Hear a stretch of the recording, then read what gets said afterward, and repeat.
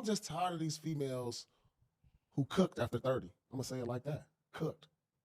Okay, so you're personally attacking me, so I would like to know. How am I attacking you? Because I'm after 30, so I'm cooked. Yeah. Yeah. Listen. I'm crying. Yes, dog. Listen, dog. Guys is over here like, your prime is 25 to 30. Let's keep it 100. And after 34, 35, man, think about this. When I cook some food, all right, it's cooked, right?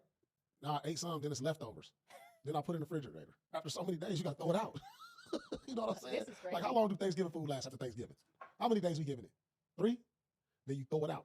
So that means if you cooked at 30, 35, we got to throw it out. Now, this video went viral. I saw it all over YouTube, all over all of the social media platforms with women dissecting it, especially women after 30, giving their points on how Paul Pierce is wrong. But what I do notice in this interview, in particular, the lady host or the female host, I forget her name, but she's been doing this sort of relationship content for a while, and she has had this sort of conversation about post-wall women. She's had this conversation, and she's never really let the man get it out until she had this show with Paul Pierce, which just shows a sort of high demand guy like him. He's famous. He has a lot of money. He has, career accomplishments. So he is in high demand. She sat quiet, long enough quiet for him to get it out. And he was saying it in a joking way because he knows her, but he was being truthful. He was like, yeah, you're cooked after this time. And she said all of these things in the longer version of the video that said, I'm this, I learned that, I learned this, and I learned that, which are none of those things men care about. Men don't care that you have gained experience that somehow has made you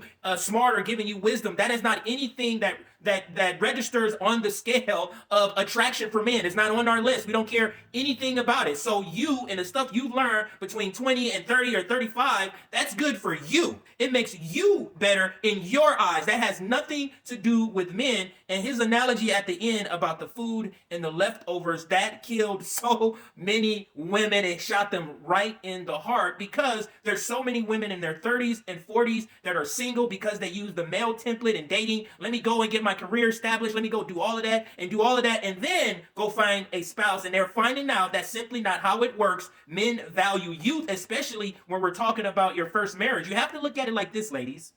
Women's age in the dating market is very similar to men's age in sports. LeBron James at 30-some years old, I think he's 39 or 40 or something like that, he's considered a grandpa. When you hit about 30 years old, you're considered going on your down slope. You're going downhill as far as your career in sports. It's the same thing for women on the dating market. It's the same sort of concept.